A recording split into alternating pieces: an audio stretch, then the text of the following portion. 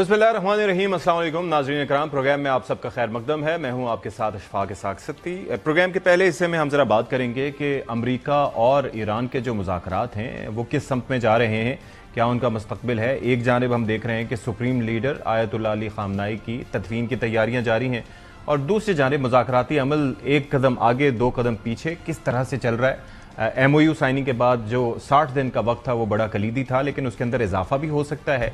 तो किस जहत में, किस सम्त में मुज़ाकरात चल रहे हैं, पहले हिस्से में हम इसको डिस्कस करेंगे। दूसरे हिस्से में हम ज़रा बात करेंगे कि पाकिस्तान की जानिब से एक सेमिनार का इनेकाद किया गया जिसके अंदर आलमी बरादरी को ये बताने की कोशिश की गई कि ये जो पानी का मसला है ये आगे किसी बड़ी जंग का पेश खैमा साबित हो सकता है अगर भारत ने होश के नाखुन ना लिए। तो एक तो दुनिया को रियलाइज़ कराना कि भाई ये एक बड़ा एक मुश्किल वक्त है और पाकिस्तान शॉर्टेजेस और चैलेंजेस फेस कर रहा है, और अगर आज ये प्रेसिडेंट सेट हो गया तो पूरी दुनिया ज़ाहिर है इससे मुतासर होगी। तो एक तो ये एस्पेक्ट जिस पे हम बात करेंगे। दूसरा साथ ही साथ ये अफगानिस्तान की जानिब से जो मुसलसल वायलेशंस हो रही हैं, ख़ास तौर पर पाकिस्तान की हदूद की, और उनकी जानिब से अभी ड्रोन्स भी भेजे गए। उससे पहले भी आप ये देखें कि जो दहशतगर्द आके वारदातें करते हैं वो मोस्टली उनमें अफगानी निकलते हैं, और कितने दहशतगर्दी के वाक़यात पाकिस्तान में हो चुके हैं। तो पाकिस्तान उस पर रिस्पॉन्ड भी कर रहा है और पाकिस्तान बता भी रहा है कि अभी भी समझ जाओ। अच्छा, इसके साथ साथ प्रोग्राम के जो तीसरा हिस्सा है, लाहौर में कल एक नहायत अंदोहनाक वाक़या पेश आया। नाज़रीन, आप देखें कि वो बच्चे जो इल्म हासिल करने का ख्वाब लिए और अपने ख्वाबों की तकमील के लिए वहाँ पर उस पौने मरले के घर में गए थे, उन्हें नहीं पता था कि ये उनकी ज़िंदगी की आखिरी शाम होगी, और वो माँ बाप जिनकी कुल कमाई ही, सारी कायनात ही लुट गई, वो किस हाल में हैं। ये तो चलें हो गया वाक़या, लेकिन एक ऐसे सूबे की बात करें जो उस तरह से दहशतगर्दी से मुतासर ना रहा हो, जिसने वो चैलेंजेस फेस ना किए हों जो बलूचिस्तान और KP कर रहे हैं। उसके बावजूद इसके कि मुस्लिम लीग नून की एक अरसे वहाँ पर हुकूमत रही। दरमियान में 4 साल बुज़दार साहब के, या फिर अगर हम परवेज़ इलाही साहब का अरसा निकाल लें तो उसमें या फिर वज़ीर आला नवाज शरीफ साहब थे, या फिर आपने देखा कि शहबाज शरीफ साहब रहे, अभी मरियम नवाज साहिबा। तो किसकी ज़िम्मेदारी है कि उसने लॉज बनाने हैं, क़वानीन बना के उन पर इम्प्लीमेंटेशन कराना है, या बच्चों को वो जो आर्टिकल 25A है उसके तहत मुफ्त तालीम की फराहमी किसकी ज़िम्मेदारी है, इंफ्रास्ट्रक्चर की फराहमी किसकी ज़िम्मेदारी है, इस पर हम बात करेंगे। तो पहला जो हमारा सेगमेंट है उस पर ज़रा हम बात कर लेते हैं। हो ये रहा है कि एक आप देख रहे हैं कि सुप्रीम लीडर, जो कि पहला जो हमला हुआ था ईरान पर अमेरिका और इसराइल की जानिब से, कि एक जानिब मुज़ाकरात चल रहे थे, आपके इल्म में है, दूसरी जानिब उनको उलझा कर ये हमला किया गया, उसमें शहादत हुई सुप्रीम लीडर अली ख़ामनाई की। और अब यह है कि उनकी तदफीन की तैयारियां जारी हैं, क्योंकि पहले सीज़ फायर हुआ लेकिन हमले का खदशा था। अब यह है कि एक MOU साइन हो चुका है और 4 से 5 जुलाई को अलविदाई तकरीबात का आगाज़ दारुल हुकूमत तेहरान से होगा, और तदफीन के हवाले से बताया जा रहा है कि 8 जुलाई को मशहद में की जाएगी। अब एक तो ये सिलसिला है, और उसके अंदर ज़ाहिर है कि आपके इल्म में है कि काफ़ी लोग एक्सपेक्ट किए जा रहे हैं कि वो वहाँ पर इन तकरीबात में शिरकत के लिए वहाँ पर जाएंगे। दूसरा ये है कि दोहा में जो कतर का दारुल हुकूमत है, वहाँ पर एक तकनीकी सतह के मुज़ाकरात हो रहे हैं, और मुज़ाकरात का मकसद ये है कि ये जो 14 नुकात हैं MOU के, उनके ऊपर अमल दरामद किस तरह से करना है। ज़ाहिर है ये कोई आसान मसला नहीं है, इसके अंदर बड़े मुश्किलात हैं और तकनीकी सतह के मुज़ाकरात हैं, और आपको पता है कि Iranians they are always ready for it. अब अरब मीडिया जो रिपोर्ट कर रहा है वो ये है कि 3 वर्किंग ग्रुप तश्कील दिए गए हैं। पहला वर्किंग ग्रुप जो इसमें होगा वो ईरान के जौहरी प्रोग्राम और इससे मुताल्लिक तकनीकी उमूर का जायजा ले रहा है। यूरेनियम इनरिचमेंट का मामला आपके सामने है कि एक तो ऑलरेडी जो अफजूदा यूरेनियम है उसका क्या करना है, उसके बाद जो आगे इनरिचमेंट है, क्योंकि ईरान ये कहता है कि हमारा इख्तियार है कि हमने करनी है इनरिचमेंट, लेकिन कितनी करनी है, किस तरह से करनी है, तो उस पर डिस्कशन होगा। फिर उसके साथ साथ दूसरा ग्रुप सिफारती मामला, राब्तों और आइंदा मुज़ाकराती फ्रेमवर्क, क्योंकि एक स्टेप ये है तो आगे इन मामलात को बढ़ाना भी है। तीसरा वर्किंग ग्रुप ईरान के बैरुल मुल्क मुंजमद माली असासों, फंड्स की वापसी और मुमकिन मालियाती उमूर से मुतालिक इन मामलात पर बात करेगा। लेकिन एक तो तकनीकी सतह पर तो मुज़ाकरात हो रहे हैं, लेकिन आला जो क़यादत है उसके दरमियान कोई मुलाकात का भी इम्कान या शेड्यूल इस हवाले से तय नहीं हुआ। अब इस मुतालिक अमरीकी सदर ट्रंप फरमाते हैं कि ईरान की जौहरी सरगर्मियों के खात्मे मुस्बत अंदाज में आगे बढ़ रहा है, लेकिन इस मुतालिक उनका स्टेटमेंट क्या है, क्या बयान दिया है, हम आपको दिखाते हैं। As far as things are going, the denuclearization of Iran is moving along well. They've had very good meetings, and we'll see. We hit them very hard for 3 nights, as you know. but we're getting along very well. So I call it the denuclearization, and it's all taking place. It's all going well. The stock market is setting records virtually every day. The oil price is way down. We're down at 68. I see it hit 68 today. That's lower than when I started the, I guess you could call it an attack on Iran so that they never have a nuclear weapon. So the oil price is now lower. The retail prices, the gasoline is coming down rapidly. अच्छा, अब ये तो बयान था अमरीकी सदर का, लेकिन नायब सदर ये कहते हैं कि दोहा में अमन मुज़ाकरात से मुताल्लिक और अमरीकी और ईरानी वफ़द के दरमियान बातचीत होगी। और एक टीवी इंटरव्यू दिया, उसमें उन्होंने कहा कि अमरीका और ईरान के दरमियान तकनीकी सतह पर बातचीत जारी है। और इस मुताल्लिक उन्होंने क्या कहा, आपको ज़रा पहले वो दिखाते हैं। You said it well, which is that the strait is open in the sense that to oil traffic, we're seeing more oil come out of the Strait of Hormuz, and some days actually more oil coming out of the strait than came out before the war even started. So there's this element of the, where economy is kind of getting back into gear. That's going to take a little bit of time, but you've already seen the prices come way down. Now, what the cynics will say is, well, if you look at the number of ships that are trafficking, that's actually down from the pre-war start. But they're mostly talking about cargo ships and other vessels. At least so far, what we've seen is the oil traffic has reached its pre-war height. So I think what the president has told us to do is use this MOU to sort of refill the world's oil economy, to refill some stocks, and then to see where the hand is. As I've said this repeatedly, if the Iranians are willing to make the commitments that we would like them to make and are willing to back those up with verifiable milestones, then we are going to change our relationship with Iran. And if they don't do that, then nothing has really changed except for what we've already accomplished from the military campaign, which is a lot. Right. So we kind of have two options here. We have the option of pursuing a long-term deal with the Iranians, but that requires a significant change in their behavior. We have the option of banking our wins, and then of course doing things on top of that if the president feels that we have to. And I think both of those options are very much in play, and the president's going to let this play out. But what's happening right now is he's letting those options play out in an environment where there is significantly less pressure on the world energy economy. अच्छा जी, आप ये देखें कि इनका focus है energy economy पे, क्योंकि आपको पता है कि क्यों दुनिया मजबूर हुई, क्यों दुनिया ये चाहती थी कि ये मामलात सेटल हों बिटवीन अमेरिका एंड ईरान, क्योंकि दुनिया की जो मईशत थी वो ईरान ने अपनी मुट्ठी में ले ली थी इस आबनाए हुर्मुज़ को बंद करके। तो इसीलिए उन्होंने कहा कि हम चाह रहे हैं कि थोड़ा सा इकॉनमी इज़अप हो, और America is using the Iran deal to refill the oil market. ये बड़ा इंपॉर्टेंट पहलू, इस पर हम बात करेंगे।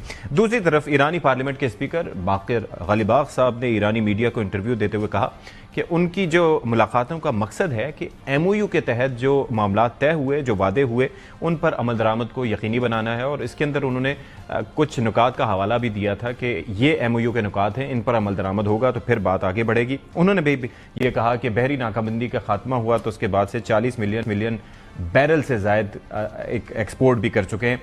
पहले कैपेसिटी थी 4 मिलियन बैरल की, अब यह है कि ज़ाहिर है कि 2 मिलियन अपना कंज्यूम हो जाता था। सैंक्शंस थी, अब सैंक्शंस हट गई हैं तो ईरान अपनी कैपेसिटी भी बढ़ाएगा। फिर स्पॉयलर्स का भी हम कुछ तज़किरा करेंगे। स्पॉयलर कौन है?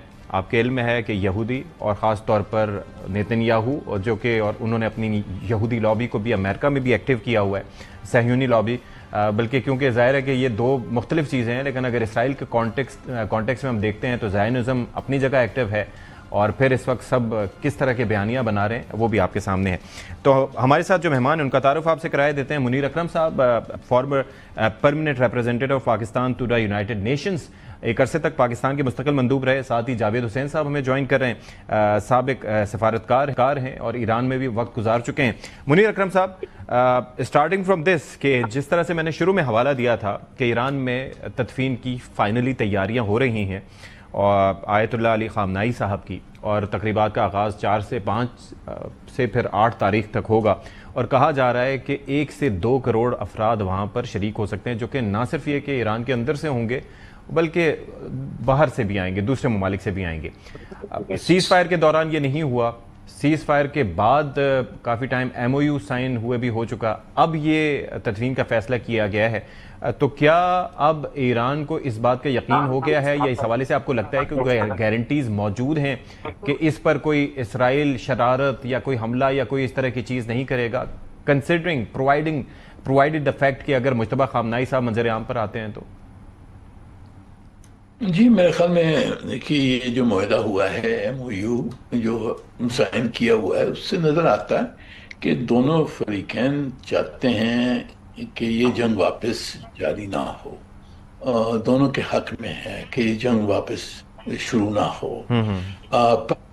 اس معاہدے کو امپلیمنٹ کرنے میں مشکلات ہیں، ضرور بہت سارے پیچیدہ مسئلے ہیں، پر میرے خیال میں اس وقت کوئی ان کو ایران کو کافی اطمینان ہے کہ یہ جو فیونرل ہوگا اس پہ کوئی شرارت نہیں ہوگی، اور میرے خیال میں امریکہ نے اسرائیل کو ابھی روک کے رکھا ہوا ہے۔ پر اس کے بعد میں جو مذاکرات ہوں گے اس میں پھر دیکھنا ہوگا کس طرح سے یہ مسئلے حل ہوتے ہیں۔ بہت سارے امیجیٹ مسئلے ہیں، ہرمز کا، لیبنان کا مسئلہ ہے، پھر اس کے بعد میں جو جوہری پروگرام ہے اور جو سینکشنز کے مسئلے ہیں، یہ کافی کمپلیکس مسئلے ہیں۔ اس کے اوپر یہ مذاکرات کافی میری نظر میں کافی مشکل ہوں گے، پیچیدہ ہوں گے، اور کافی اس میں وقت لگے گا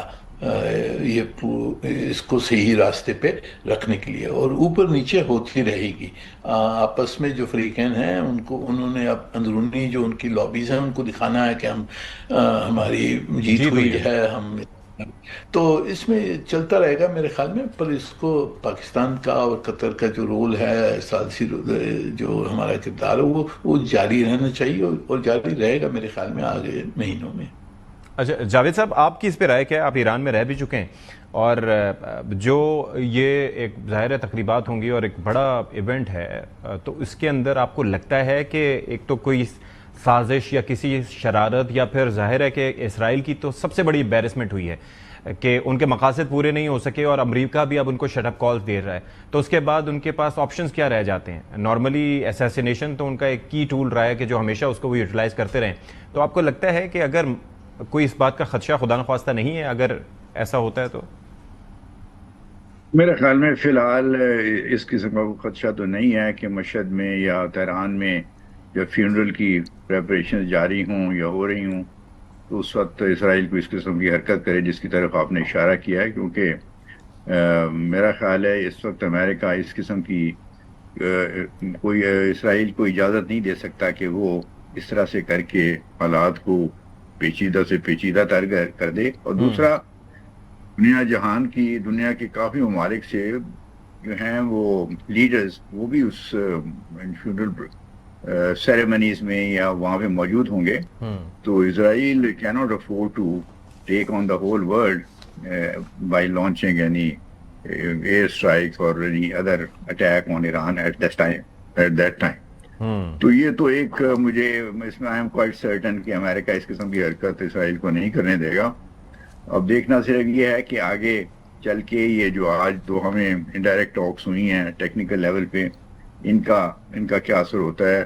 لگتا ہے پھر ٹرمپ صاحب کی جو اسٹیٹمنٹس لیٹسٹ آئی ہیں وہ یہ ہے کہ he seems satisfied with the progress made in these technical talks, اگرچہ یہ ڈائریکٹ نہیں تھی، یہ انڈائریکٹ ٹاکس تھی۔ میرے خیال میں اس میں جو خبریں آ رہی ہیں کہ پاکستانی اور قطری میڈیٹرز کے تھرو وہ انڈائریکٹ ٹاکس ہو رہی ہیں between on the one side Iran کو اس میں انگیج کیا گیا ہے، ایرانی جو نیگوشیٹرز ہیں، اور دوسری طرف سے امریکن ہیں، لیکن یہ ہائی لیول ٹاکس نہیں ہیں، اور ان کا فوکس جو ہے وہ ٹیکنیکل ایشوز پہ ہے، جیسے نیوکلیئر ایشو ہے، لفٹنگ آف سینکشنز ہے، سچویشن ان لیبنان ہے، اسٹریٹ آف ہرمز میں جو حالات ہیں ان کو بہتر کرنا، تو ان چیزوں پہ توجہ ہے، اور وہ بالکل درست ہے، یہ کوشش جاری رہنی چاہیے، اور یہ اگر کوششیں جاری رہیں جیسے کہ توقع کی جا رہی ہے تو ہو سکتا ہے کہ اگرچہ معاملات بڑے پیچیدہ ہیں اور مشکل ہیں، اور ہو سکتا ہے کہ وہ 60 دن میں سارے حل نہ کیے جا سکیں، جس صورت میں اس مدت کو بڑھانا پڑے، لیکن جس طرح سے دونوں ممالک کی طرف سے بھی ایک اشارے مل رہے ہیں کہ وہ تیار ہیں اس نیگوشیٹنگ پروسیس کو جاری رکھنے کے لیے، پاکستان اور قطر کی کوششیں بھی جاری ہیں، تو یہ نیگوشیشن کا پروسیس جاری رہے گا۔ سب سے بڑی بات یہ ہے کہ جو ایم او یو اسلام آباد میمورینڈم آف انڈرسٹینڈنگ سائن ہوا 17 جون، اسی سے اشارہ یہ مل گیا تھا کہ دونوں ایران اور امریکہ نے ایک اسٹریٹجک ڈیسیژن لیا ہے کہ برائے وار کے وہ بات چیت سے نیگوشیشن کے ذریعے اپنے جو مسائل ہیں ان کو حل کرنے کی کوشش کریں گے۔ ٹھیک ہے. منیر صاحب ایک اور چیز یہ ہے کہ اس کے اندر جو 60 دن کی مدت دی گئی تھی ایم او یو کے اندر تذکرہ ہے کہ 60 دن کے اندر کسی فائنل ڈیل تک پہنچا جا سکتا ہے، لیکن اس کے اندر اس کے وقت میں اضافہ بھی کیا جا سکتا ہے میوچول کنسنسس سے. اس بات کا اشارہ پریزیڈنٹ ٹرمپ نے بھی دیا ہے کہ جب ان کو یہ بریف کیا گیا آل آؤٹ وار آپشنز پہ تو انہوں نے کہا کہ the president has told aides that he is fine if negotiations with Tehran blow past an August 18 deadline for a nuclear deal. تو انہیں بھی یہ سمجھ آتی ہے کہ اگر یہ جنگ دوبارہ ہوتی ہے یا دوبارہ کرتے ہیں تو زیادہ سے زیادہ انہوں نے کیا کر لینا ہے، اور ایران نے پھر اسٹریٹ آف ہارمز بند کر دیا تو اس کے مزید جو ہے ان کو سیاسی نقصانات ہوں گے. تو یہ انڈرسٹینڈنگ کو ذہن میں رکھتے ہوئے جو چیلنجز ہیں اس ایم او یو کے اندر نکات، جس سے آؤٹ رائٹلی یہ نظر آ رہا ہے، ایک امپریشن یہ مل رہا ہے کہ ایم او یو کوئی پڑھے تو اسے لگتا ہے کہ ایران کی فتح ہے، تو اب مزید کیا گین کر سکتے ہیں پریزیڈنٹ ٹرمپ اس سے بیان بازی کے علاوہ؟ جی دیکھیں، پریزیڈنٹ ٹرمپ صاحب کا رویہ، ان کی جو مقصد اس وقت ہیں میری نظر میں دو، ایک امیجیٹ آبجیکٹو ہے اور وہ یہ ہے کہ جو حالات اکانومی میں جو حالات ہیں وہ بہتر ہو جائیں، تیل کی تجارت ہو جائے، انفلیشن کم ہو جائے، لوگوں کے جو گیس پرائسز ہیں وہ کم ہو جائیں، تو جو اس کا امپیکٹ جو مڈ ٹرم الیکشنز ہوں گی اس کے اوپر یعنی کہ کوئی نیگیٹو امپیکٹ جو ہوا ہے اس کو کم کرنے کی کوشش کرنا، اس وجہ سے وہ سب کو روکنا چاہتے ہیں اور جو مذاکرات ہیں ان کو جاری رکھیں گے. میری جو مڈ ٹرم کے بعد میں جو ہے وہ پھر دو آپشن ہیں، جو جیسے جے ڈی وینس صاحب کہہ رہے تھے کہ یہی ہوگا کہ اگر مذاکرات اچھی چلتے ہیں آگے تو ٹرمپ صاحب کی اور جو ان کی انتظامیات ہے ان کا جو رویہ ہے وہ یہ ہے کہ جی ڈیل میکنگ کرنی ہے، پیسہ کمانا ہے.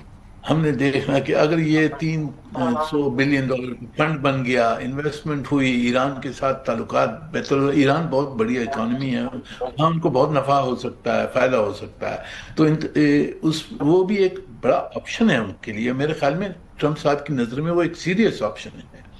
پر اگر باتیں صحیح نہیں چلتی ہیں اور ایران جو چاہتے ہیں کہ ایران لیبنان میں مدد کرے، سیریا میں مدد کرے، پورے خطے میں یمن کی ہوتیز کو کنٹرول کرے، اگر وہ نہیں کرتا تو پھر ان کا رویہ واپس یعنی کنفرنٹیشن پہ کی طرف جا سکتا ہے.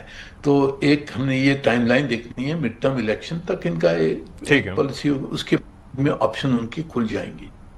جاوید صاحب ایک چیز بتائیے، اگر آپ ایم او یو کو دیکھیں اور اس کے نکات کو دیکھیں تو بظاہر یہ لگ رہا تھا کہ یہ فتح ہے، لیکن ظاہر ہے کہ this is not the final deal. لیکن اگر آبجیکٹیوز کی بات کریں، ایک تو رجیم چینج تھا، وہ نہیں ہو سکی. ان کا یہ مقصد تھا کہ اسٹریٹ آف ہارمز پہ قبضہ کر لیں، اور جو آئل کی سپلائی ہے چائنا ظاہر ہے اس سے متاثر ہوتا تو وہ نہیں کر پائے.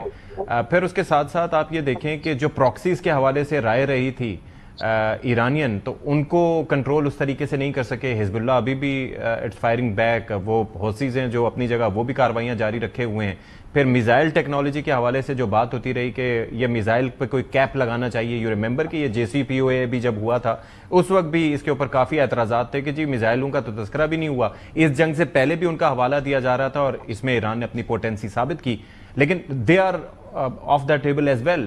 تو یہ ایران کی کامیابی ہی اس کو قرار دیا جائے گا؟ جہاں تک تو یہ مسائل ٹیکنالوجی کا یا مسائل پروگرام ایران کا تعلق ہے، یا ان کی جو پراکسیز ہیں یا ان کے ویسے گروپ جن کو سپورٹ کرتے ہیں مڈل ایسٹ میں، ان کا تو اسلام آباد میمورینڈم آف انڈرسٹینڈنگ میں کوئی ذکر ہی نہیں ہے. اور اس لحاظ سے یہ ایران کے جو پوائنٹ آف ویو کی یہ کامیابی سمجھے، کیونکہ کوئی مسائل ٹیکنالوجی کا ذکر نہیں. حالانکہ اس سے پہلے امریکہ اور اسرائیل خاص طور پہ انہوں نے بہت اس پہ ایمفیسس ڈالا تھا کہ مسائل پروگرام ایران کا بھی اس کو کنٹرول کیا جائے، اس کو اتنا پورٹنٹ نہیں ہونے دیا جائے کہ وہ اسرائیل کو اس سے کوئی خطرہ ہو سکے. تو دونوں چیزوں کو اسلام آباد میمورینڈم آف انڈرسٹینڈنگ میں تو ڈالا ہی نہیں گیا. اس لیے میرا نہیں خیال کہ اسلام آباد میمورینڈم آف انڈرسٹینڈنگ کی امپلیمنٹیشن میں ان کی طرف کوئی توجہ دی جائے گی. کم از کم ایران اس کے لیے تیار نہیں ہوگا، کم واٹ میں. باقی رہ جاتا ہے جو اسٹریٹ آف ہرمز ہے اور جو نیوکلیر پروگرام ہے اور لفٹنگ آف سینکشنز ہیں، یہ تین بنیادی نکات ہیں. اور پھر لیبنان میں سیز فائر کا ہے. تو یہ چیزیں ہیں جو جن کے اوپر میرا خیال میں فیوچر نیگوشیشنز کا فوکس ہوگا. اور یہ کوئی ایسے معاملات نہیں ہیں جو حل نہ کیے جا سکیں، اگرچہ پیچیدہ ہیں، کیونکہ after all joint comprehensive plan of action جو 2015 میں سائن ہوا تھا، اس میں نیوکلیر ایشو کا ایک سولوشن نکال لیا گیا تھا۔ وہ بیسیکلی اس وقت ایران کے یورینیم انریچمنٹ پروگرام پہ کچھ پابندیاں لگا دی گئی تھیں، تو اس سے ملتی جلتی یا اس سے زیادہ سخت قسم کی پابندیاں دوبارہ ایران پہ لگائی جا سکتی ہیں۔ ایران نے پہلے ہی کہہ دیا ہے کہ وہ نیوکلیر ویپنز بنانے کی کوئی ارادہ نہیں رکھتے، تو اس لیے اس معاملے کو ٹیکنیکل ہے، پیچیدہ ہے، لیکن حل کیا جا سکتا ہے، کیونکہ ایک دفعہ پہلے بھی حل ہو چکا تھا۔ تو اس کے ساتھ جو اسٹریٹ آف ہرمز ہے اس کے اوپر بھی بڑی کلیئر یعنی پوزیشن دی گئی ہے اسلام آباد میمورینڈم آف انڈرسٹینڈنگ میں، کہ اس میں جو ایک پریڈامیننٹ رول ہے اس کو مینیج کرنے میں وہ ایران کا ہوگا اور عمان کا ہوگا، اور وہ اپنی اس کی مینجمنٹ جو فیوچر ہے اس کو طے کرنے کے لیے جو پرشین گلف ریجن کے دوسرے ریجنل کنٹریز ہیں ان کے ساتھ بات چیت کریں گے، ان کے ساتھ مل کے وہ اس کا کوئی نظام کریں گے۔ تو یہ بھی لکھا ہوا ہے، اور اس کی اب ڈیٹیلز ٹیکنیکل کیسے نکلیں گی یہ ایک چیز ہے، اور ظاہر ہے یہ ڈسکشن سے ہی ہوگا، اور یہ ڈسکشن سے ہی ہوگا کہ تو اس لیے تو یہ چیزیں جو ہیں یہ پیچیدہ ضرور ہیں، ان کی کوئی آسان نہیں ہے، اور اس میں مشکلات بھی آئیں گی، لیکن مجھے لگتا ہے کہ جو اسٹریٹجک ڈیسیژن دونوں ممالک نے لیا ہے، ایران نے اور امریکہ نے، وہی ہے کہ لڑائی کی بجائے وہ اب نیگوشیشنز کے تھرو ان معاملات کو حل کرنے کی کوشش کریں گے۔ منیر صاحب، ایک اور جو پہلو ہے وہ ہے اسرائیل کا، جس کا شروع میں بھی ہم نے تذکرہ کیا۔ اسرائیل کے جو وزیر دفاع ہیں وہ یہ کہتے ہیں کہ we have attacked twice with proactive preemptive strikes in Iran and if necessary we will strike a third time as well۔ یعنی کہ یہ بیان ان کی جگہ، نیتن یاہو کا جو ہیبرو میں انٹرویو تھا وہ اپنی جگہ، یعنی کہ وہ اس چیز پہ یقین رکھتے ہیں کہ ہم نے دوبارہ یہ کام کرنا ہے۔ اور پھر جو پہلا پیرا تھا اس کا ایم او یو کا، اس کے اندر لبنان کا تذکرہ تھا کہ کس طریقے سے تمام فرنٹس پر لڑائی بند ہونی چاہیے، اور وہ جو بفر زون ایک قائم کیا انہوں نے، یعنی کہ جو گریٹر اسرائیل کے پلان ہے ایکسپینشن کے، اس کے تحت وہاں پر بھی انہوں نے اپنی ٹیریٹریز کو ایکسپینڈ کیا ہے۔ اس سے پیچھے ہٹے بغیر آپ کو لگتا ہے کہ کوئی مذاکرات فروٹفل ہو سکتے ہیں؟ کیونکہ ایران کی تو پہلی شرط ہی یہ ہے کہ ایم او یو پر عمل ہو، اور پہلے نقطے پہ نہیں ہوگا تو پھر کیسے بڑھے گی بات آگے؟ جی، اس میں میرے خیال میں کوئی شک نہیں ہے کہ اسرائیل نے پوری کوشش کرنی ہے کہ یہ امریکہ اور ایران کے درمیان کوئی سمجھوتا نہ ہو۔ ٹھیک ہے، یہ اٹس گیون۔ اب کس حد تک امریکہ بھی چاہتا ہے کہ نارملائز کرے، وہ دیکھنے کی بات ہوگی۔ میرے خیال میں پہلے مڈ ٹرم الیکشن تک ایک پوزیشن ہوگی، اس کے بعد میں صحیح پوزیشن جو امریکہ کی ہوگی وہ نکل آئے گی، تو وہ دیکھنا ہے۔ اسرائیل کے جو بیانات ہیں وہ بھی دیکھنا ہے۔ اسرائیل میں بھی الیکشن آنے لگے ہیں، تو ان کو بھی دکھانا ہے کہ جی ہماری ہار نہیں ہوئی، کیونکہ ظاہر ہے کہ ان کو کچھ اس جنگ سے کچھ نہیں ملا، اوپر سے یعنی کہ ان کے تعلقات امریکہ سے اس میں کمی پیشی آ گئی۔ تو جو اسرائیلی پولیٹیشین ہے وہ تو ان کو تو دکھانا ہوگا کہ جی ہماری جیت ہوئی۔ نیتن یاہو بہت ساری باتیں بھی کر رہے ہیں کہ جی ہم نے یہ کیا، وہ کیا، یہ کر لیں گے، تو یہ جگہ پر ہے۔ پر اسرائیل کی جو اسٹریٹجک آبجیکٹیوز ہیں وہ وہی ہیں کہ ایران کو دبانا ہے، ٹھیک ہے، اور اس خطے میں اسرائیل کی ڈومینیشن ہونی ہے، اور جو فلسطینیوں کو کوئی اسٹیٹ نہیں دینا ہے، اور جو زونز ہیں سیریا میں، لیبنان میں وغیرہ، ان کو ہم نے رکھنا ہے۔ ایران کے پراکسیز ہیں ان کو ختم کرنا ہے۔ یہ آبجیکٹیوز اسرائیل کی رہتی ہیں، اور آگے جا کے اس میں مشکلات ہوں گی۔ آل رائٹ جی، بہت شکریہ آپ کا منیر اکرم صاحب، اور ساتھ ہی ساتھ جاوید حسین کا بھی وقت کا بہت شکریہ۔ We'll take a break here, break کے بعد حاضر ہوتے ہیں۔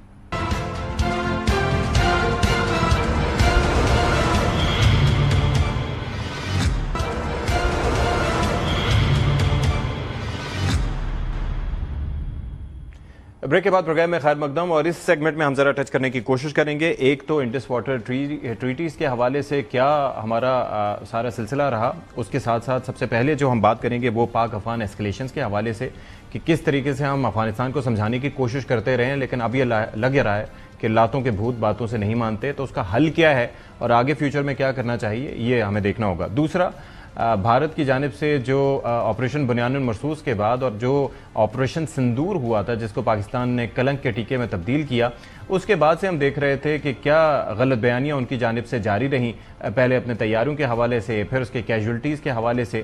تو اس پر اب راج ناتھ سنگھ کس طرح کی مشکلات کا سامنا کر رہے ہیں اس کے اوپر بھی ہم بات کریں گے. ڈاکٹر قمر چیمہ ہمیں جوائن کر رہے ہیں، ان سے ہم بات کرتے ہیں. Thank you so much for your time doctor Qamar Cheema.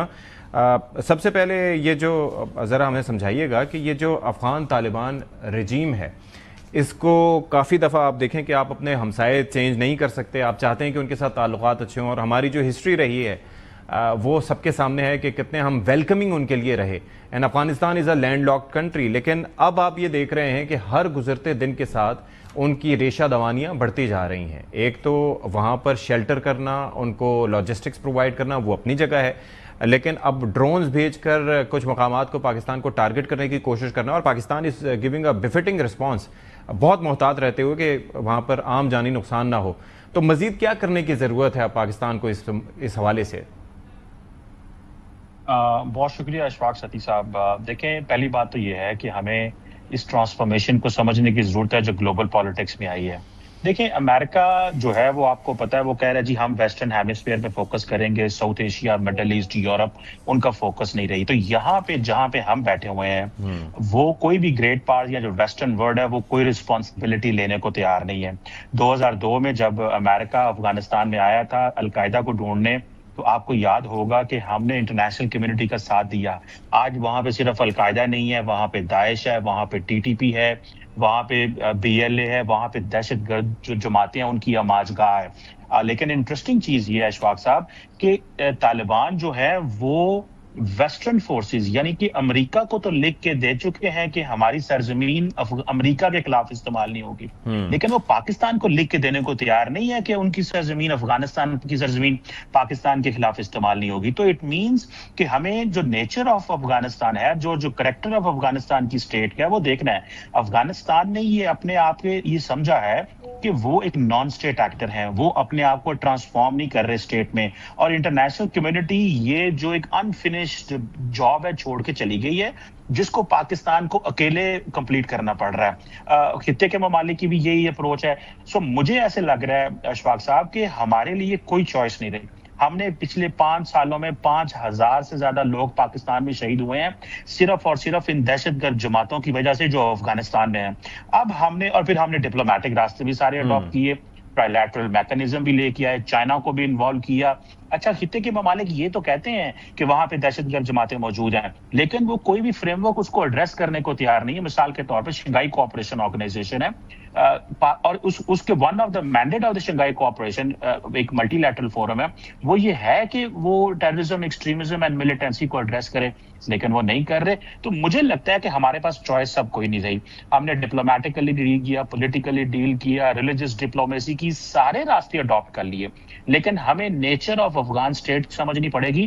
وہ ایک ماسٹر پراکسی ہے، جس طرح TTP ایک پراکسی ہے اس طرح افغان طالبان بھی ایک ماسٹر پراکسی ہے، اور وہ کام کر رہے ہیں کہ کس طرح پاکستان کو ڈیسٹیبلائز کرنا ہے. اربوں ڈالر کا اسلحہ جو ہے وہ امریکہ اس وقت چھوڑ کے چلا گیا تھا، وہ اسلحہ انہوں نے بیچا بھی، وہ اسلحہ وہ استعمال بھی کر رہے ہیں، دہشت گرد جماعتوں میں کو بھی دے رہے ہیں. سو پاکستان کو کے پاس اب کوئی چوائس نہیں رہی کیونکہ ہم نے تمام آپشنز استعمال کر لی ہیں. تو مجھے لگتا ہے کہ ہمیں وہ جو ہائیڈ آؤٹس جہاں پہ ہیں تو وہاں پہ کنٹینیوسلی وہاں پہ اسٹرائک کرنا چاہیے. اپنی نیشنل سیکیورٹی اینڈ سوورینٹی پہ ہم بالکل کمپرومائز نہیں ہونے دیں گے، اور ہمیں جو ڈیولپنگ انڈیا افغانستان کی جو پارٹنرشپ ہے اس کو بھی دیکھنا ہوگا. اور جو آپ کی گلوبل امیج ہمارا بہتر ہوا ہے، دنیا نے دیکھا کہ یہ وہ ملک ہے جس نے انڈیا جیسی بڑی ریاست جس کا $90 ارب کا دفاعی بجٹ ہے اس کو بھی رسپونڈ کرتا ہے. ٹھیک ہے، اب وہ سمجھتے ہیں کہ اس کو ایک چھوٹے طریقے سے دہشت گرد جماعتوں کے ذریعے سے اس کو مصروف رکھا جائے. تو ہمیں اس transformation process this is how process operate. لیکن ہم جو ایک چیز اکثر ہائی لائٹ کرنے کی کوشش کرتے تھے اور بتانے کی کوشش کرتے تھے پوری دنیا کو کہ India is behind it, India is providing everything to Afghanis, اور خاص طور پر جو ان کارروائیوں میں ملوث ہیں، اور اجیت دوول کی پراکسیز ہیں جو دے آر ان ورک. لیکن اب اس کی تصدیق اس بنیاد پہ ہو گئی کہ جو بھارتی وزارت خارجہ کی جانب سے ان کے پیٹ میں درد اٹھا اور انہوں نے ان کی سپورٹ میں بیان دیا، تو یہ اٹس اے کلیئر میسج، اور یہ بڑا کلیئرٹی ہے کہ آپ سب کو پتہ چل جائے گا کہ اس کے پیچھے کون رہا ہے.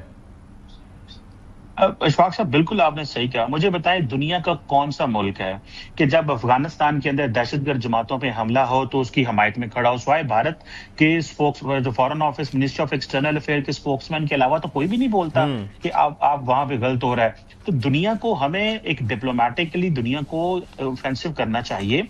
हमें दुनिया को बताना चाहिए कि इस वक्त जो तालिबान की सपोर्ट है वो कहां से आ रही है। देखिए, इस वक्त यूएन सिक्योरिटी काउंसिल की सैंक्शंस हैं, यूएन सिक्योरिटी काउंसिल मैकेनिज्म्स हैं, कुछ सिक्योरिटी काउंसिल, देखें अमेरिका और यूरोप वहां से निकले हैं, लेकिन सिक्योरिटी काउंसिल के फ्रेमवर्क में वो आज भी आते हैं। तो हमें इंडिया के इस कैरेक्टर को हाईलाइट करना चाहिए कि हम, और सिर्फ ये नहीं है, जो बड़ी परेशानी की बात है वो ये है कि वो अब उनको वेपन्स दे रहे हैं, वो अब उनको ड्रोन्स तालिबान को दे रहे हैं कि पाकिस्तान को जो है इस तरीके से एंगेज किया जाए। उनकी कैपेबिलिटी जो है, देखें उनके पास अमेरिकन ड्रोन तो नहीं छोड़ के गए थे। एग्जैक्टली तो ये कौन प्रोवाइड कर रहा है ड्रोन? लेकिन बात ये है कि लग ये रहा है कि जो एम्बेरसमेंट भारत ने उठाई थी तो उसके अंदर अब भारत में काफ़ी आवाज़ें भी उठ रही हैं, क्योंकि जो उनके लोग अपने मुल्क की सर्विस में मारे गए थे, यानी कि भारतीय फौजी, तो उनको एक्नॉलेजमेंट तक नहीं दी गई। उनको कहा गया कि आपने अपना मुंह बंद रखना है, उनकी फैमिलीज़ को कहा गया। तो ये मोरालिटी कहाँ गई इंडियन गवर्नमेंट की, और अब उसके लिए क्या चैलेंजेस सामने आ रहे हैं? 78 दिन बाद पार्लियामेंट में खड़े होकर राजनाथ सिंह ने झूठ बोला था कि इस जंग में हमारा कोई फौजी नहीं मारा गया। सुने जरा। और आपको प्रश्न पूछना है तो यह पूछिए, आपको प्रश्न पूछना है तो यह पूछिए कि इस ऑपरेशन में क्या हमारे जाबाज सैनिकों को कोई क्षति हुई है, तो उसका उत्तर है नहीं। बीजेपी के लोग तालियां बजा रहे थे, बेंचेस को थंप कर रहे थे और अमित शाह जी उसके ऊपर हंस रहे थे। ऐसे रक्षा मंत्री के पास अगर जमीर बाकी है तो उन्हें अपने जमीर का इस्तेमाल करते हुए इस्तीफा देना चाहिए। बात जरूर करती है, सैनिकों की बात जरूर करती है, उनके कंधों पे रखकर बंदूक चलाती है, उनके नाम पर, शहीदों के नाम पर वोट मांगती है।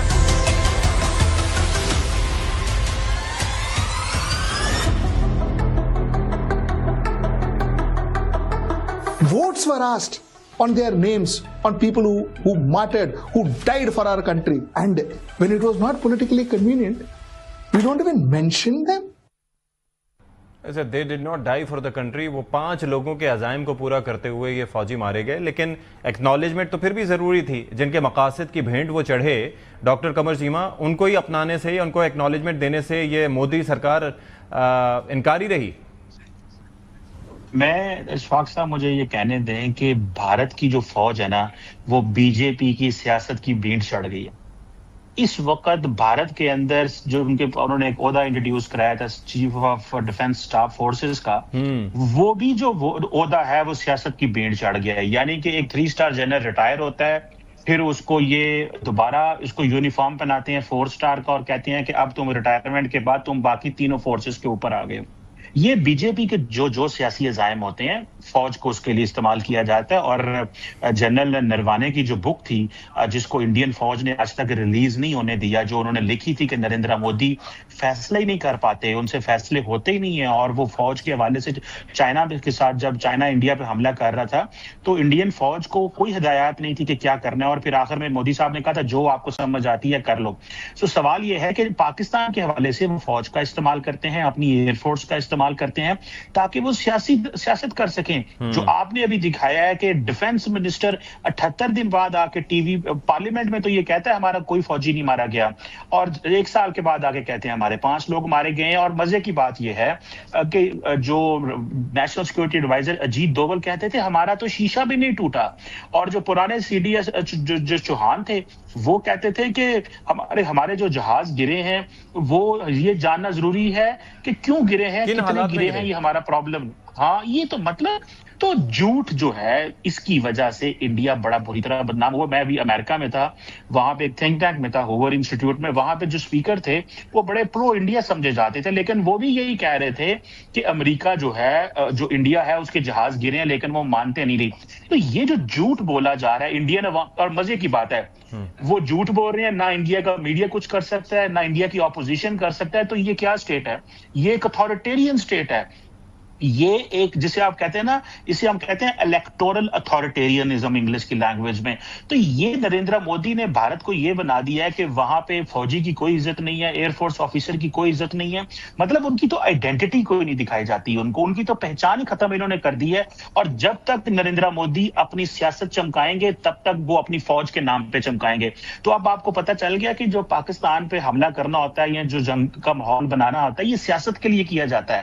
اور آج تک وہ دیکھیں مانے نہیں ہے کہ ہمارے جہاز گرے، امریکنز مانتے ہیں، ویسٹرن دنیا مانتی ہے، ایون کہ رافیل والے بھی مانتے ہیں، لیکن وہ نہیں مانتے. جی ٹھیک ہے جی، بہت شکریہ آپ کا doctor Qamar Cheema for your time, آپ ہمارے ساتھ موجود رہے. اب ذرا ہم تذکرہ کر لیتے ہیں کہ سندھ طاس معاہدہ ایک ایسا معاہدہ جو 1960 سے لے کے اب تک بلکہ 2025 تک فعال رہا، اور وہ ایک بڑا پاکستان اور بھارت کے درمیان پانی کی یعنی کہ دریاؤں کی تقسیم کا معاہدہ تھا. 3 دریا مشرقی بھارت کو، 3 دریا پاکستان کو ملے تھے، اور اس کے اندر سے بھی 80% اختیار پاکستان کے پاس تھا، 20% بھارت کے پاس تھا. لیکن اس طریقے سے بھارت نے اس پانی کو استعمال کرنا تھا کہ اس سے پانی کا فلو ڈسٹرپ نہ ہو. لیکن اس جنگ کو بنیاد بنا کے نریندر مودی کی سرکار نے کیا فیصلہ کیا؟ انہوں نے انڈس واٹر ٹریٹی کو ابینس میں ڈال دیا.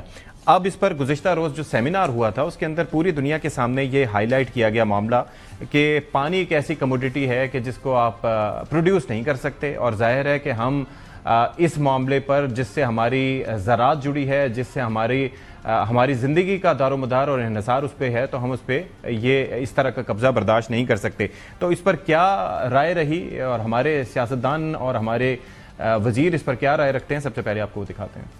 الٹیمیٹلی جو ہے بھارت کو اس مسئلے کے اوپر بھی شکست ہو. یہ ہٹ درمی دکھا رہے ہیں، لیکن انشاءاللہ تعالی جس طرح ان کو فوجی محاذ کے اوپر جو ہے شکست فاش ہوئی، ان کو ذلت اٹھانی پڑی ساری دنیا میں، پاکستان کو اپنے پانی کی دفاع میں جو کچھ بھی کرنا پڑا جو ہے ضرور کریں گے. اگر یہ ایک نوبت آئی ہم چاہتے ہیں بر صغیر کے اندر، لیکن بھارت نے اگر یہ کوئی پھر تو ہمارے اوپر کوئی جنگ مسلط کرنے کی کوشش کی تو جو ان کے ساتھ پہلے ہوا ہے اس سے زیادہ برا ہوگا.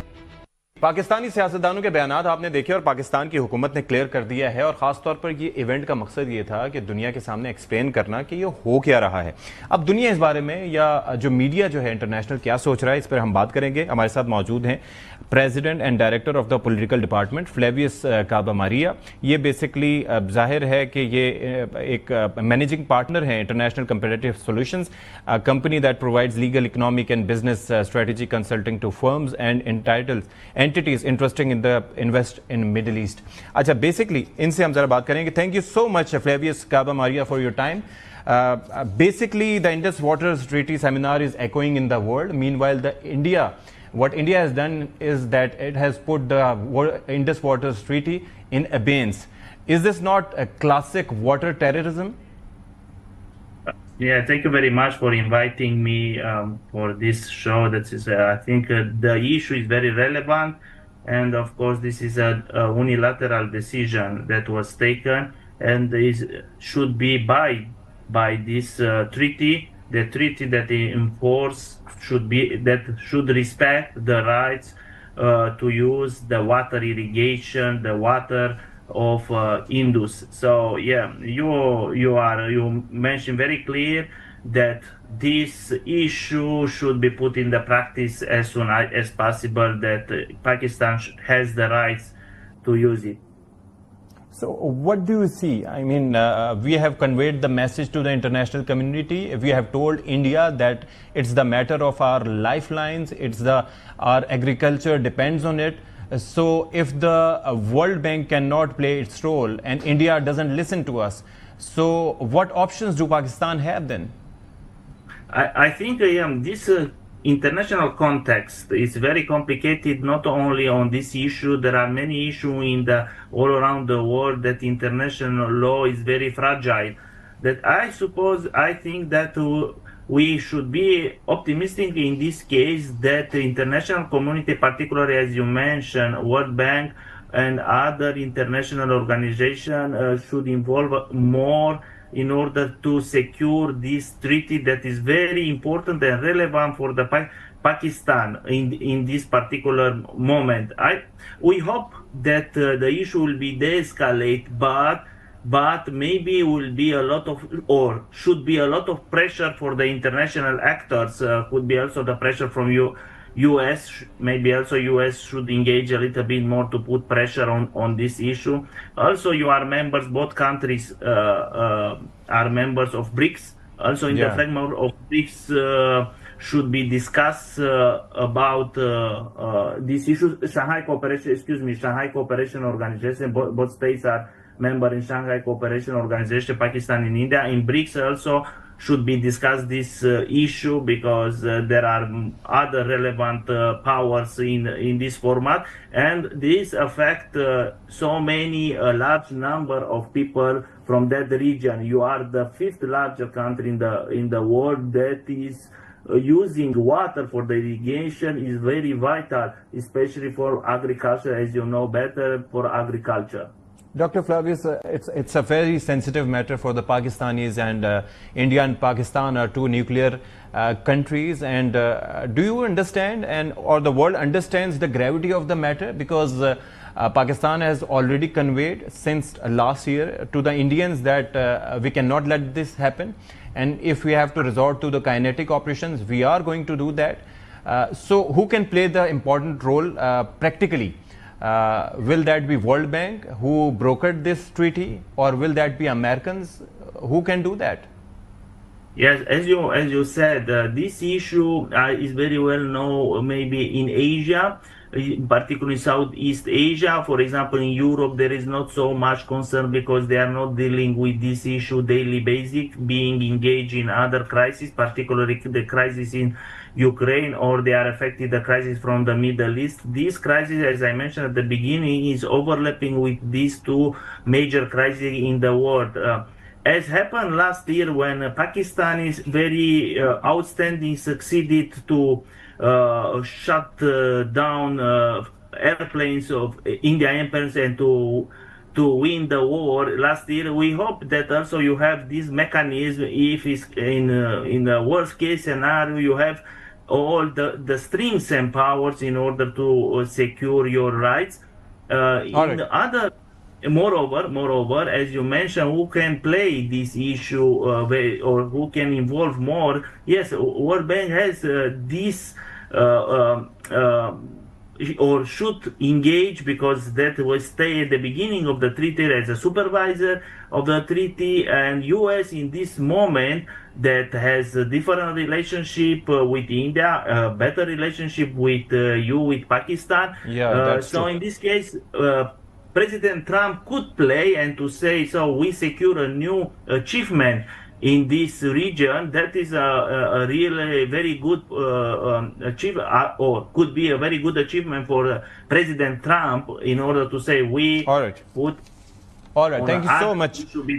Thank you so much, Dr. Flavius Kaba-Maria, जो कि एक रोमानियन थिंक टैंक के ताल्लुक़ रखते हैं, सरबराह हैं उसके, और उनका बेसिकली जो इस मामले पे मौक़िफ़ यही था कि एक तो सेमिनार का इनेकाद बहुत ज़रूरी था कि पाकिस्तान ने अपना मौक़िफ़ दुनिया के सामने पेश किया।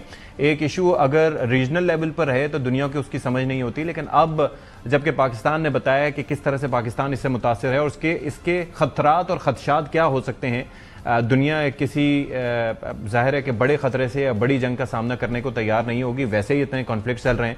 तो साथ ही उन्होंने ये भी कहा कि इसमें अमेरिका को अपना रोल प्ले करना चाहिए, क्योंकि नरेंद्र मोदी के साथ भी उनके ताल्लुकात हैं और पाकिस्तान के साथ जो मीडिएशन की वजह से ताल्लुकात हैं वो दुनिया के सामने हैं। Will take a break here, break के बाद हाजिर होते हैं जी।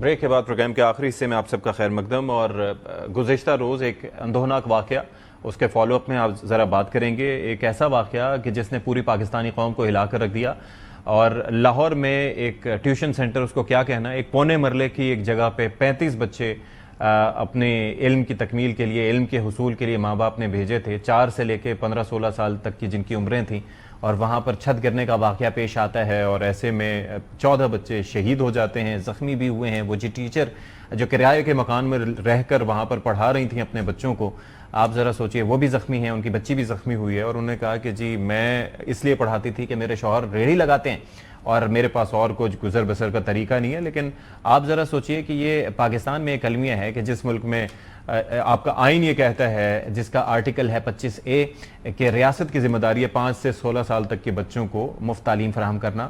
وہاں پر یہ حال ہے, اور یہاں پر 2.5 کروڑ بچے اس ملک میں آپ دیکھیں کہ اسکولوں سے باہر ہیں, اور نائجیریا کے بعد یہ دوسرا بڑا نمبر ہے. پہلے نمبر پر نائجیریا ہے, دوسرے نمبر پر پاکستان کے, جس میں ہمارا جو بجٹ ہے تعلیم کا وہ صرف 0.8% ہے. تو that shows the gravity of the situation. اور صرف پنجاب میں تقریباً کوئی 97 لاکھ کے قریب بچے اسکول نہیں جاتے, اور یہاں پر اپنے ماں باپ جس طریقے سے یہ فضائی منظر ہیں وہ آپ دیکھ رہے ہیں. ہمارے نمائندے ہمارے ساتھ موجود ہیں احمد کھوکھر, ان سے ذرا بات کرتے ہیں. وہ اس وقت اسی جگہ موجود ہیں کہ جہاں پر یہ واقعہ پیش آیا تھا, لیکن کل سے اب تک کیا ہوا یہ ذرا ہم تھوڑا سا آپ کو دکھانے کی کوشش کریں گے. احمد کھوکھر ہمارے ساتھ موجود ہیں کاہنا کے علاقے میں جس جگہ یہ سانحہ پیش آیا.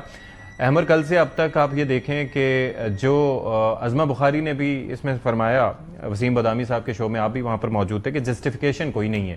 لیکن لاہور جہاں پر نون لیگ کی پرویز الہی صاحب کا دور چھوڑ کے اور بزدار صاحب کا دور چھوڑ کے مسلسل حکومت رہی ہو, وہاں پر ایسے گھروں کا ہونا, ایسے علاقوں کا ہونا, کیونکہ پنجاب تو باقی شہروں سے, باقی صوبوں سے کافی بہتر ہے ان کمپیریزن, تو کس کو ہم مطلب یہ کہ اس پہ بلیم کر سکتے ہیں, کس کو کہیں کہ یہ آپ کی وجہ سے ہوا ہے؟ ایجوکیشن ڈپارٹمنٹ کے جو CEO ہیں طارق محمود صاحب, وہ یہ کہتے ہیں کہ اس طرح کا کوئی میکنزم ہے ہی نہیں کہ جو گھروں میں ٹیوشنز پڑھائی جاتی ہیں وہ محکمہ تعلیم کے انڈر آتی ہوں یا پھر ان کو وہ رجسٹر کیا جائے. تو اب دوسرا یہ کہ اب جو 14 بچوں کے 14 بچے وہ جو ذمہ دار ادارے ہیں ان کو وہ اب متحرک کر گئے ہیں. اب ذمہ دار ادارے یہ کہتے ہیں, محکمہ تعلیم یہ کہتا ہے کہ ہم ودن 3 days تمام تر جتنے بھی یہ ٹیوشن سینٹرز ہیں بنے ہوئے لوکل گلی محلوں میں ان کو اب رجسٹر کریں گے, اور یہ 3 دن کے اندر انہوں نے فیصلہ کر لیا کہ اب کر لیا جائے گا. لیکن وہ بچے جو اپنے ماں باپ سے چلے گئے, دور ہو گئے, بہن بھائیوں سے دور ہو گئے, کیا وہ ایک تو مجھے اپنے علاقے کا جس جگہ آپ موجود ہیں وہاں پر ماحول بتائیے گا کہ لوگ کیا رائے رکھتے ہیں, اور دوسرا ایشو یہ نہیں ہے کہ یہ ٹیوشن سینٹر تھا. ظاہر ہے تعلیم حاصل کرنا بھلے آپ ٹاٹ پہ بیٹھ کے کرنا ہو, درخت کے نیچے بیٹھ کے کرنا ہو, وہ ایک الگ چیز ہے, لیکن یہ گھر جس طرح کا بنا ہوا تھا اس نے ون وے اور دی انادر گرنا ہی تھا. یہاں پر شہادتیں زیادہ ہوئی ہیں, دوسری صورت میں نقصان ویسے بھی ہونا تھا, تو یہ تو کوئی آرگومنٹ نہ ہوا ان کا. بالکل ایسی ہے. تھوڑا سا میں آپ کو علاقے کے حوالے سے بتا دوں کہ علاقے کی جو ہے وہ فضا انتہائی سوگوار ہے, ہر آنکھ جو ہے وہ اشکبار ہے. لوگ پریشان ہیں کہ جو آئے تھے بچے یہاں پر پڑھنے وہ اسی گلی محلے کے بچے ساتھ والی گلی میں رہتا ہے, کوئی سامنے گھر میں ایسے پڑھنے آیا ہوا تھا, کوئی ساتھ والے گھر سے پڑھنے آیا تھا. تو صورتحال ایسی ہے کہ ایک گھر میں 2 بچوں کی میتیں آئی ہوئی ہیں, تو دوسرے تیسرے گھر میں جو ہیں وہ 3 بچوں کی میتیں ہیں. کوئی بہن اپنے 2 سگے بھائیوں کو چھوڑ کے دنیا سے چلے گئی, تو کوئی بھائی جو ہے وہ اپنی بہن کو چھوڑ کے دنیا سے چلا گیا. انتہائی افسوسناک واقعہ, اور لوگ جو ہیں وہ ابھی اس احساس سے باہر ہی نہیں آ پا رہے کہ ان کو سمجھ نہیں آ رہی کہ ہو کیا گیا ہے. کہ ایک محلے کے اندر آپ یقین کریں, جب کل اس وقت میں یہاں پر موجود تھا تو جب میت اٹھا کے جنازے لے کے جانے لگے تھے وہ, تو ایک عجیب سی کیفیت تھی, مناظر دیکھے تھے, اور دل دہلا دینے والے بھی مناظر تھے. جن کے بچے ہوں, ہمارے بچے, ہم سمجھ سکتے ہیں کتنی خواہشات اور کتنی آپ کی